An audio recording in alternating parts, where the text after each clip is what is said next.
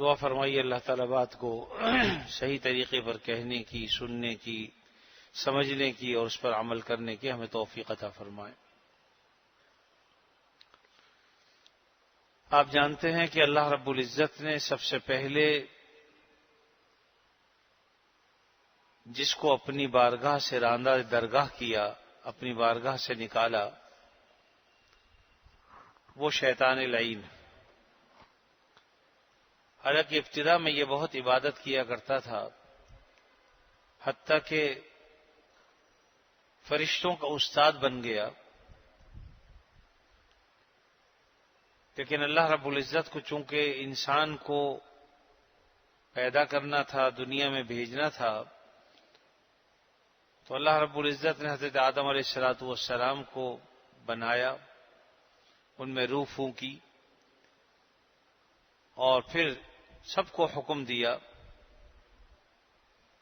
کہ تم اس کو سجدہ کرو۔ ابا واستکبر وکان من الکافرین۔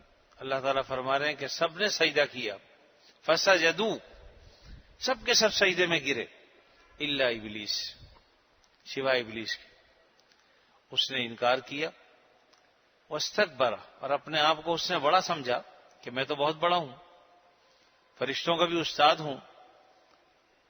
اللہ تعالیٰ فرما رہے ہیں وکان من الکافرین، وہ کافروں میں سے تھا، یعنی اللہ کے علم میں تو وہ کافروں میں سے تھا۔ دوسری جگہ ارشاد فرمایا کان من الجن، وہ جنوں میں سے تھا، یعنی فرشتوں سے ہٹ کر تھا، اس کی تخلیق آگ سے تھی، فرشتے نورانی مخلوق ہیں اور جنات آگ سے پیدا کیے گئے، اس کے مقابلے میں انسان کو اللہ نے مٹی سے پیدا کیا ہے، تو فرمایا کان من الجن، وہ جنات میں سے تھا، ففسق عن امر ربی، اس نے اپنے رب کا حکم کو جھٹلایا، انکار کیا۔ اسی جگہ ایک جگہ جب پوچھا گیا کہ تو نے سجدہ کیوں نہیں کیا، تو اس نے کہا قال انا خیر من، میں تو اس سے بڑھ کر ہوں، خلقتنی من نار وخلقتہ من طین، آپ نے اس کو تو مجھے تو آگ سے پیدا کیا ہے اور اسے مٹی سے پیدا کیا، یعنی گویا کہ اس نے اپنے طور پر اللہ کے علم کے مقابلے میں عقلی دلیل بھی لا کے کھڑی کر دی کہ چونکہ آگ اوپر کو جاتی ہے اور مٹی نیچے کو جاتی ہے، اس لیے آگ فضیلت رکھتی ہے مٹی پر، اور جب میں فضیلت والا ہوں اس لیے میں ایک ایسے شخص کو جو مٹی سے بنایا ہے اس کو سجدہ کیوں کروں۔ وہ اللہ کے سامنے عقل دوڑائی، اس سے یہ بھی پتہ چلا کہ اللہ کے آگے عقل نہیں دوڑانی چاہیے، اصل حکم دیکھنا چاہیے تھا کہ حکم دینے والا کون ہے۔ سب سے بڑی غلطی جو شیطان کی تھی وہ یہ کہ اس نے اس بات کو نہیں دیکھا کہ حکم کون دے رہا ہے۔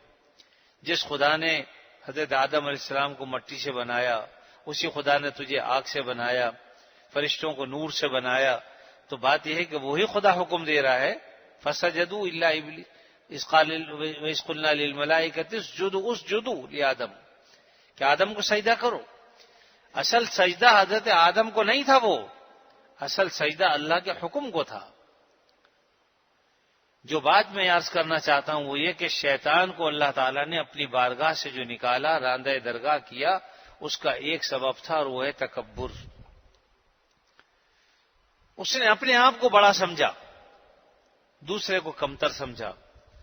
یہ تکبر اصل میں ایسی ہی چیز ہے، ساری امراض باطنہ کی یہ جڑ ہے، خرابی۔ جتنی باطنی خرابیاں، بیماریاں پیدا ہوتی ہیں اس کی جڑ تکبر۔ انسان میں جتنا تکبر ہوگا وہ اتنا ہی دوسروں کو حقیر سمجھے گا، اس کی گردن میں اتنا ہی بڑا سریا ہوتا ہے، جھکتا نہیں کسی کے آگے، یہ متکبر کی علامت۔ تو اس لیے اللہ رب العزت نے اس کے مقابلے میں آپ صلی اللہ علیہ وسلم کی زبان سے فرمایا کہ آپ کہہ دیجئے نبی صلی اللہ علیہ وسلم من تواضع للہ رفعہ اللہ، جو اللہ کے لیے عاجزی اختیار کرے گا، تواضع اختیار کرے گا، اللہ تعالیٰ کا یہ وعدہ ہے کہ اللہ اسے بلند کرے گا۔ البتہ اتنی بات ضرور ہے کہ وہ تواضع اللہ کے لیے ہو، مطلب اس میں بھی دکھاوا نہ ہو۔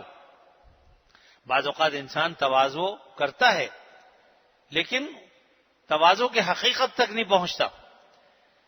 تواضع کی حقیقت کیا ہے؟ بزرگوں نے فرمایا کہ تواضع کی حقیقت یہ ہے کہ اپنے آپ کو کم سمجھنا، کم درجے کا سمجھنا۔ ہم اپنے آپ کو کم کہتے ہیں، سمجھتے نہیں۔ یہ وہ خرابی ہے جو ہمارے اندر ہے کہ ہم میں سارے کہتے ہیں جی ہم میں تو بڑا احقر ہوں، عاجز ہوں، ناکارہ ہوں، گناہ گار ہوں، خطا کار ہوں۔ تو کہتا تو ہوں میں لیکن سمجھتا نہیں۔ اللہ تعالیٰ یہ چاہتے ہیں کہ ہم چاہے کہیں یا نہ کہیں، اگر ہم سمجھ رہے ہیں کہ ہم سب سے کمتر ہیں تو بس یہ اصل حقیقت ہے اس کی۔ اگر انسان تواضع کی حقیقت تک پہنچ جائے تو چاہے اپنے آپ کو وہ ناکارہ نہ کہے، گناہ گار نہ لکھے، احقر نہ کہے، اس کی کوئی حاجت نہیں، بشرطے کہ انسان اپنے آپ کو جو ہے کمتر سمجھ رہا ہے۔ لیکن زبان سے تو کہہ رہا ہے کہ میں احقر ہوں، لیکن احقر سمجھتا نہیں ہے۔ اگر کوئی کہہ دے کہ صاحب تم تو احقر ہی نہیں ہو، اس سے بھی زیادہ کوئی بدترین چیز ہو، تو اسی وقت ہمارا منہ اتنا سا ہو جائے گا۔ یہ علامت اس بات کی ہے کہ سمجھ نہیں رہا، صرف کہہ رہا ہے۔ حضرت تھانوی رحمۃ اللہ علیہ نے یہ علامت لکھی ہے کہ اگر کوئی آدمی اپنے آپ کو کہے نا کہ میں حقیر ہوں، فقیر ہوں، ایسا ہوں ویسا ہوں، تو تم کہہ دو کہ صاحب ایسے ہی نہیں تو مجھ سے بھی بدتر ہو۔ آپ یہ کہہ کے دیکھ لیجئے، اگر واقعتاً وہ سمجھ رہا ہے تب تو اس سے کوئی برا نہیں لگے گا، لیکن اگر وہ صرف کہنے کی حد تک ہے تو وہ غصے میں آ جائے گا، ناراض ہو جائے گا۔ بس یہ حقیقت ہے تواضع کی کہ ہم حقیقتاً اپنے آپ کو کم سمجھیں۔ حضرت مولانا خیر محمد صاحب جالندھری رحمۃ اللہ علیہ بڑے بزرگوں میں سے گزرے۔ حضرت تھانوی رحمۃ اللہ علیہ کے اجل خلفاء میں سے بہت بڑے عالم دین اور اپنے وقت کے شیخ الحدیث۔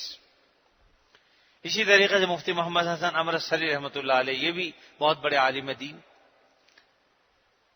اور حضرت مجذوب رحمۃ اللہ علیہ کا سب جانتے ہیں کہ حضرت کے وہ بھی اجل خلفاء میں سے تھے۔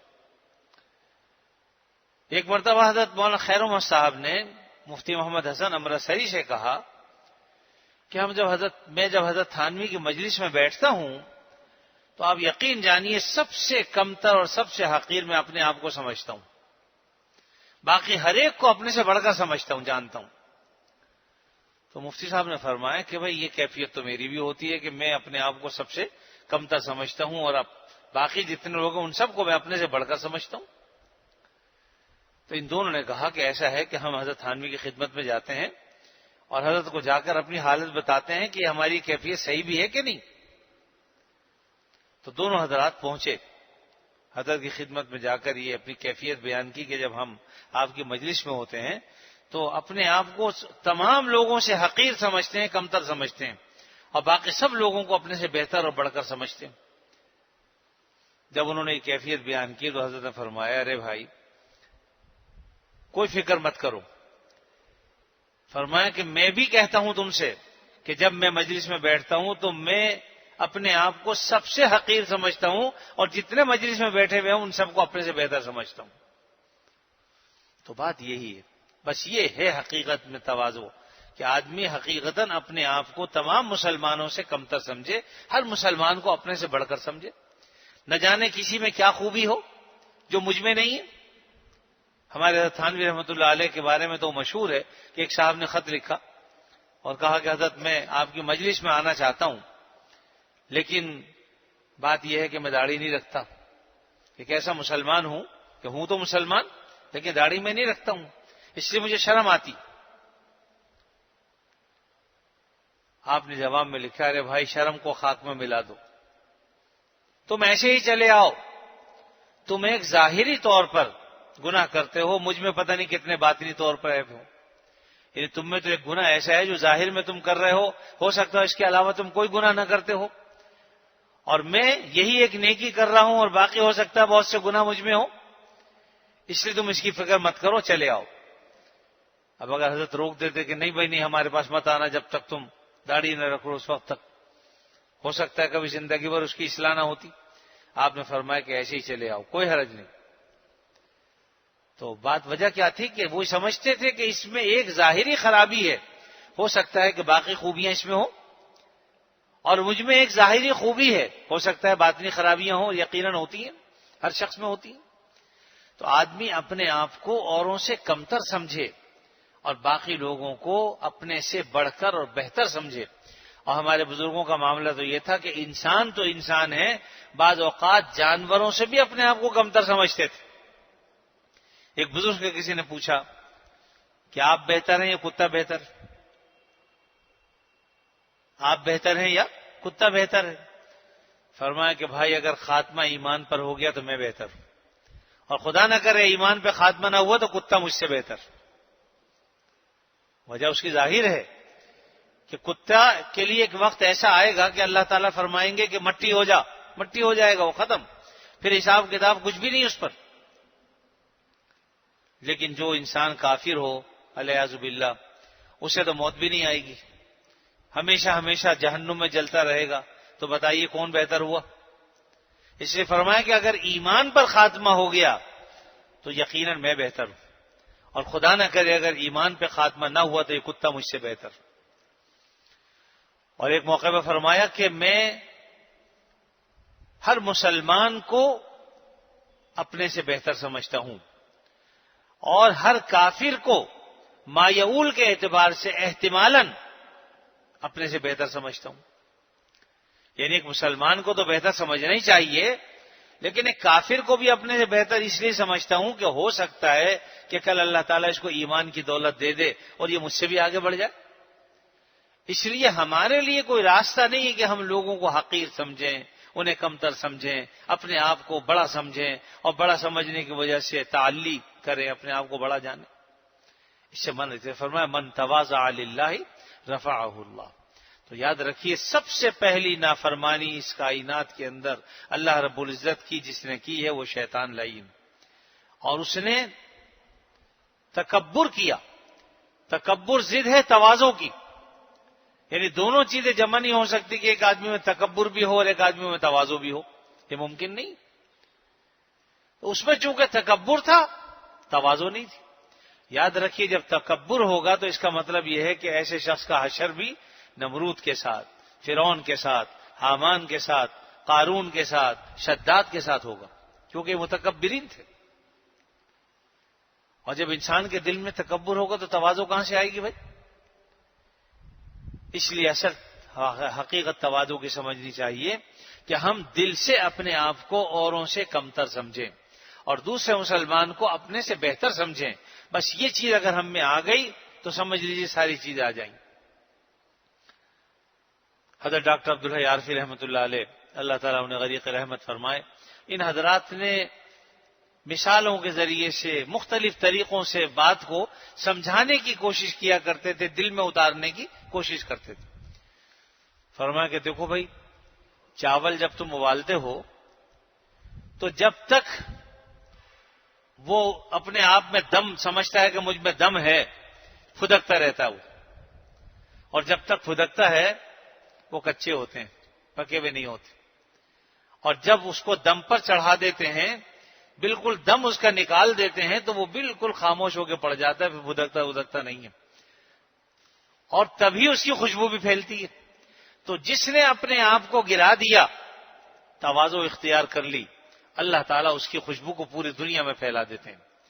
اور جو اچھلتا کودتا رہتا ہے، ہوتا کچھ نہیں ہے اندر، لیکن اچھلتا کودتا بہت ہے، تو حقیقت میں اس نے اپنے آپ کو چونکہ گرایا نہیں، اس لیے اس کے اندر تواضع پیدا نہیں ہوتی۔ تو فرمایا کہ چاول کی مثال ہے، یہ سمجھ لو کہ جو چاول جب دم نکل جاتا ہے بالکل سے اور وہ بالکل خاموش ہو کے پڑ جاتے ہیں تو اس میں پھر سمجھیے کہ اب چاول پکا ہے۔ اسی طریقے سے انسان کا معاملہ بھی ہے کہ جب تک اس کے اندر اچھل کود ہے اور وہ اپنے آپ کو بڑا سمجھ رہا ہے تو وہ بڑا نہیں۔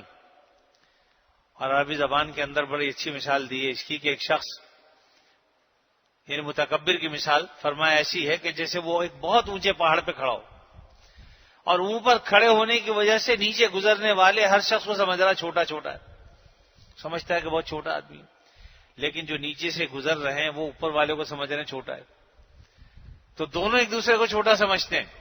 جو پہاڑ پہ چڑھا ہوا ہے اس کو نیچے والے لوگ چھوٹے نظر آ رہے ہیں، لیکن نیچے والے لوگ اوپر والے کو چھوٹا، یعنی وہ تو اپنے آپ کو سمجھ رہے ہیں بہت بڑا ہوں، پہاڑ پہ کھڑا ہوں، لیکن نیچے گزرنے والے لوگ بھی اسے چھوٹا ہی سمجھتے ہیں کہ یہ بڑا نہیں ہے، چھوٹا ہے۔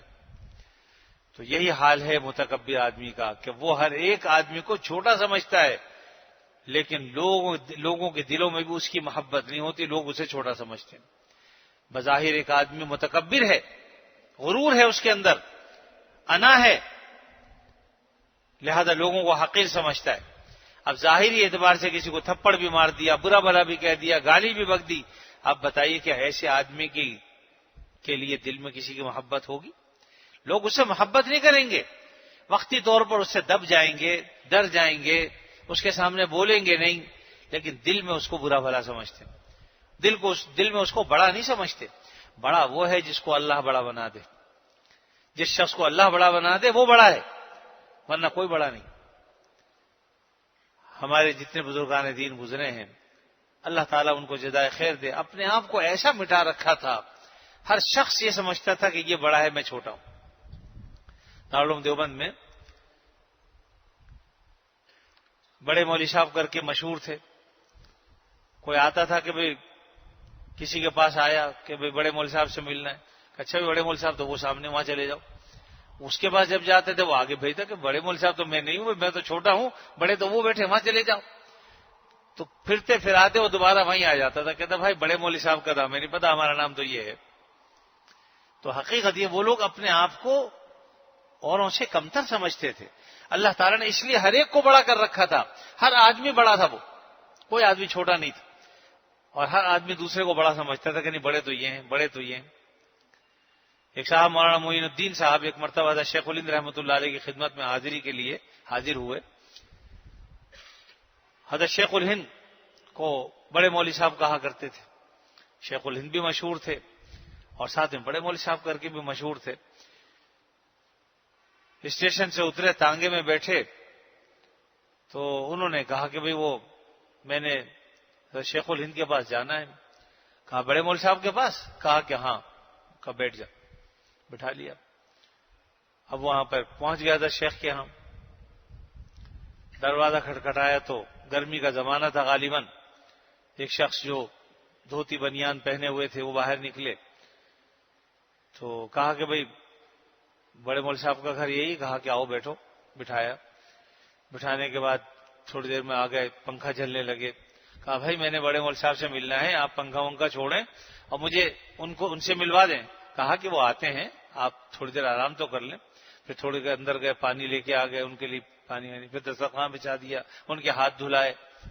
اب وہ کہہ رہے ہیں کہ میں بڑے مولوی صاحب سے ملنا ہے اور آپ اس کام میں لگے میں۔ جب وہ کھانے وانے سے فارغ ہو گئے تو کہا کہ بھئی دیکھو بڑے مولوی صاحب تو کوئی نہیں ہے، خادم کو محمود الحسن کہتے ہیں۔ یہ اصل بات تھی کہ ساری خدمت بھی انجام دے لی اور اس طرح سے اپنے آپ کو انہوں نے، تو اللہ تعالیٰ نے ان لوگوں کو واقعی بڑا بنایا تھا۔ حضرت مفتی شیخ صاحب رحمۃ اللہ علیہ خود غالباً ایک مرتبہ اسٹیشن پہ گئے اور وہاں سے جب واپس آ رہے تھے تو ایک شخص نے انہیں دیکھ کے کہا کہ یہاں پہ مزدوری کرو گے؟ کلی سمجھا وہ، حضرت نے چہرہ چھپا لیا اور وہ شخص آ بھی حضرت کے گھر رہا تھا، تو کہا کہ بھئی سامان اٹھاؤ گے؟ کہاں پہ سامان اٹھائیں گے، کیوں نہیں اٹھائیں گے۔ اس کا سامان اٹھایا اور گھر تک پہنچایا۔ بعد میں پتا چلا کہ قلی جو تھے یہی تھے حضرت مفتی صاحب۔ تو بات یہ ہے کہ ان لوگوں نے اپنے آپ کو ایسا، لوگوں کی خدمت انجام دینا، لوگوں کو بڑا سمجھنا، ان کی خدمت سمجھ کے خوش ہونا، یہ حضرات کا وتیرہ تھا۔ یہی وجہ تھی کہ اللہ تعالیٰ نے ان کو بڑا کر رکھا، اور یہ حقیقتاً بڑے تھے۔ رابسن روڈ پر حضرت ڈاکٹر عبدالحی صاحب رحمۃ اللہ علیہ جب مطب کیا کرتے تھے تو خود انہوں نے یہ واقعہ سنایا کہ میں بیٹھا ہوا تھا ایک مرتبہ اور میرے پاس کچھ اور لوگ بھی بیٹھے تھے، میں نے دیکھا حضرت مفتی شیخ صاحب رحمۃ اللہ علیہ وہاں سے گزر رہے ہیں فٹ پاتھ پر سے، ہاتھ میں پتیلی پکڑی ہوئی ہے اور اپنے کسی کام سے جا رہے تھے گھر کے۔ تو حضرت ڈاکٹر صاحب نے لوگوں سے کہا کہ بھئی جانتے ہو یہ کون صاحب جا رہے ہیں؟ کیا تم یقین کرو گے یہ پاکستان کے مفتی اعظم ہیں؟ ہاتھ میں پتیلی پکڑے ہوئے چلے جا رہے ہیں اپنے کام سے۔ آج ذرا سا کسی آدمی کو رتبہ مرتبہ مل جاتا ہے تو بس وہ آگے پیچھے دائیں بائیں آگے پیچھے چاہتا ہے دو چار آدمی میرے پیچھے چلے۔ تو میرے بھائی اپنے دلوں سے انا کے بت کو نکالیے، تکبر کے بت کو نکالیے، اور فنائیت اختیار کیجیے. انشاءاللہ تواضع جتنی ہوگی اللہ تعالیٰ اتنا ہمیں بلند کرے گا. حضرت سید سلمان ندوی رحمۃ اللہ علیہ کتنے بڑے عالم دین تھے، بہت بڑے ادیب تھے، اور ہندوستان کے بڑے علماء میں شمار ہوتا تھا. اپنی اصلاح کے لیے حضرت تھانوی رحمۃ اللہ علیہ خدمت میں حاضر ہوئے، اور جب جانے لگے تو حضرت نے کہا کہ مجھے کوئی نصیحت فرمائیے. اب حضرت نے فرمایا کہ اتنا بڑا علامہ ہے، اسے میں کیا نصیحت کروں. لیکن پھر آخر میں فرمایا کہ دیکھو بھائی، ہمارے اس راستے میں تو ایک ہی ہے، اپنے آپ کو فنا کرنا. بس یہ کہہ کہ حضرت نے گریبان پکڑ کے ان کا جھٹکا دیا. فرمایا کہ اس وقت ایسا جھٹکا لگا کہ دل میں جتنی بڑائیاں تھیں وہ سب نکل گئی الحمدللہ. اور اس کے بعد لوگوں نے دیکھا کہ اتنا بڑا علامہ، اتنا بڑا جو صاحب طرز ادیب، وہ لوگوں کی جوتیاں مسجد کے باہر سیدھی کر رہے تھے. تو بات یہ ہے کہ جب یہ دل سے، پہلے زمانے کے مجاہدے ایسے ہی ہوتے تھے. اس زمانے میں اب وہ مجاہدے نہیں کراتے بزرگ، کیونکہ اب طبیعتیں کمزور ہو گئیں، لوگوں کے اندر وہ چیز نہیں رہی جو ایک زمانے میں تھی. اس لیے مجاہدے اور طرح کے ہوتے ہیں. لیکن بس اگر ہم چھوٹی موٹی باتوں کو سمجھ لیں، سنتوں پر عمل کر لیں، آپ صلی اللہ علیہ وسلم کے طریقوں کو سیکھ لیں اور ان طریقوں کو اختیار کرنے کی کوشش کریں، تو انشاءاللہ یہی ہمارے لیے مجاہدہ ہو جاتا ہے. پہلے زمانے میں کوئی گھر چھوڑ دیا کرتا تھا، کوئی جنگل میں چلا جاتا تھا، کوئی کہیں چلا جاتا تھا. اس زمانے میں ہمارے بزرگ فرماتے ہیں میں دنیا میں لوگوں کے ساتھ رہ کر ان کی نرم گرم سہ لو، سن لو اور صبر کر لو، بس یہی تمہارا مجاہدہ ہے. اسی سے اللہ تعالیٰ تمہیں بڑا کر دیں گے. اپنے گھر والے ہیں، دوسرے لوگ ہیں، برا بھلا کہہ رہے ہیں، کچھ کہہ رہے ہیں، ان کی بات سن لو، ان کی بات مان لو. کیا کہہ رہے ہیں؟ جو جائز حدود کے اندر ہیں، حدود میں رہتے ہوئے ان کی بات سن لو اور مان لو. تو انشاءاللہ یہ بھی مجاہدے کے اس میں ضمن میں آ جاتا ہے. اسی طریقے سے جو بزرگان دین ہیں ان کی خدمت میں جب ہم جاتے ہیں، ان کو اپنے احوال بتاتے رہیے. بتائے بغیر کچھ نہیں ہوتا، خالی آنے سے کچھ نہیں ہوتا، آنے سے اصلاح بھی نہیں ہوتی بعض اوقات، اور جو گرہیں ہیں دل کی وہ بھی نہیں کھلتی، اور جو احوال ہیں جب ظاہر نہیں ہوتے کسی پر تو وہ خرابیاں دور بھی نہیں ہو پاتی. اس لیے جہاں کہیں بھی کسی کے پاس جائیے، جس بزرگ سے بھی آپ تعلق رکھیں، وہاں جا کے کم از کم ان سے ایک تو سب سے پہلے باقاعدہ اجازت لیں کہ میں آپ سے اپنے اصلاحی تعلق قائم کرنا چاہتا ہوں. جب وہ اجازت دے دیں تو اس کا طریقہ پوچھ لیں، اور اس کے بعد پھر ان کی مجلسوں میں آنا جانا، حاضری، یہ بھی ضروری. اور اگر کوئی بات آپ یہ سمجھتے ہیں کہ میرے دل میں پیدا ہو رہی ہے، کوئی کھٹک ہے، تو اس کو بیان کریں، اپنے حال پر اطلاع دیں، اپنے حال کی اطلاع. پھر جو وہ تجویز کریں کہ تم ایسا کرو ایسا کرو، وہ تو اس طریقے پہ عمل کر لو. انشاءاللہ اللہ نے چاہا تو بہت کچھ ہو جائے گا.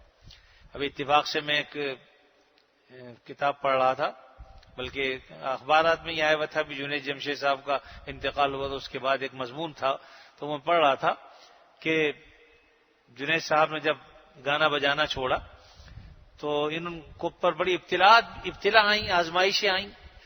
حتیٰ کہ ایک موقع ایسا بھی آیا کہ اپنے بچوں کو اسکولوں سے نکالا اور 100 روپے بھی ان کی جیب میں نہیں تھے ادا کرنے کے لیے.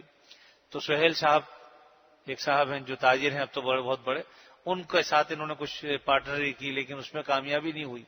اپنا نام کا برانڈ بھی چاہا تو وہ بھی چلا نہیں.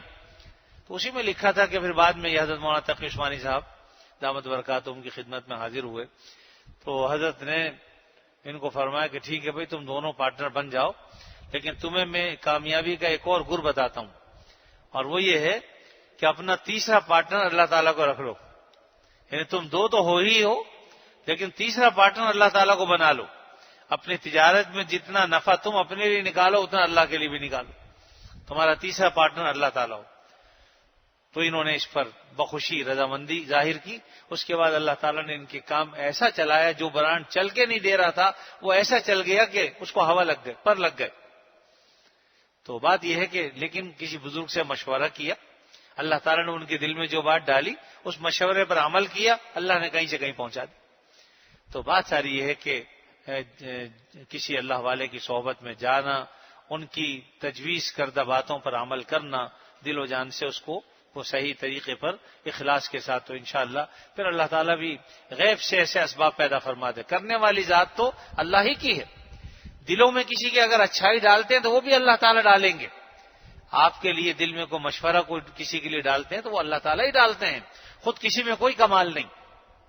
اس لیے آپ صلی اللہ علیہ وسلم نے اس بات کو برا سمجھا ہے کہ کوئی شخص چل رہا ہو تو اس کے دائیں بائیں آگے پیچھے لوگ وہ چاہے کہ میرے پیچھے آگے چلیں، بولے نہیں ایسا نہیں کرو، یا تو سب کے ساتھ چلو۔ حضرت تھانوی رحمۃ اللہ نے تو باقاعدہ اعلان کر رکھا تھا کہ دیکھو بھائی جب میں جا رہا ہوں تو میرے ساتھ کوئی نہ چلے دائیں بائیں، اور اگر میرے ہاتھ میں سامان ہو تو لینے کی بھی کوشش نہ کرے تاکہ میں بے تکلفی کے ساتھ آؤں جاؤں۔ تو اب ہمارے بزرگوں نے تو ہمیں یہی طریقے بتائے اور یہی سکھائے، اور اسی میں ظاہری اعتبار سے تواضع بھی ہے۔ اللہ تعالیٰ اپنے فضل و کرم سے ہمیں ان باتوں کو جو کہی گئی ہیں عمل کرنے کی توفیق عطا فرمائے، اور ہمارے دلوں سے اللہ تعالیٰ تکبر کے بتوں کو نکال کر اپنی اس کی جگہ تواضع کو اللہ تعالیٰ ڈال دے، اور اس کی حقیقت کو اللہ تعالیٰ ہمارے دلوں میں اتار دے، اور صحیح معنی میں ہمیں متواضع اور منکسر المزاج جس کو کہتے ہیں، اللہ تعالیٰ وہ انکساری کی ہمیں توفیق عطا فرمائے۔ وآخر دعوانا الحمدللہ رب العالمین۔ الحمد للہ رب العالمین والعاقبۃ للمتقین والصلاة والسلام علی رسولہ الکریم سیدنا مولانا محمد وعلی آلہ واصحابہ اجمعین۔ یا اللہ اپنے فضل خاص سے ہمارے گناہوں کو معاف فرما، ہمیں عافیت نصیب فرما، ہر شر سے فتنے سے اللہ ہماری حفاظت فرما، ہمارے بیماروں کو شفا عطا فرما، جو مقروض ہیں ان کے قرضوں کو ادا فرما، جو پریشان حال ہیں ان کی پریشانیوں کو دور فرما۔ یا اللہ اپنے فضل و کرم سے ہم سے جن لوگوں نے دعاؤں کے لیے کہا ہے، آپ سب کی حاجتوں کو ہم سے بہتر جانتے ہیں، سب کی جائز حاجتیں پوری فرما دیجئے، سب کی پریشانیاں دور فرما دیجئے۔ ایک خاتون کافی پریشان حال ہیں، مالی اعتبار سے بھی اور دیگر بہت سی وجوہات سے، یا اللہ اپنے فضل خاص سے ان کی تمام پریشانیاں دور فرما کر عافیت نصیب فرما دیجئے۔ الہ العالمین ہم میں سے جس کو جو بھی پریشانی ہے آپ جانتے ہیں، اپنے فضل و کرم سے ہماری تمام پریشانیوں کو دور فرما دیجئے، ہمیں عافیت نصیب فرما دیجئے، ہر شر سے فتنے سے اللہ ہماری حفاظت فرما۔ جب تک زندہ رہیں آپ صلی اللہ علیہ وسلم کی تعلیمات پر دل و جان سے عمل کرنے کی ہمیں توفیق عطا فرما، اور ہم میں سے جس کسی کا جب کبھی وقت آخر آئے خاتمہ ایمان پر فرما۔ وصلی اللہ تعالی علی خیر خلقہ محمد وعلی آلہ واصحابہ اجمعین، آمین برحمتک یا ارحم الراحمین۔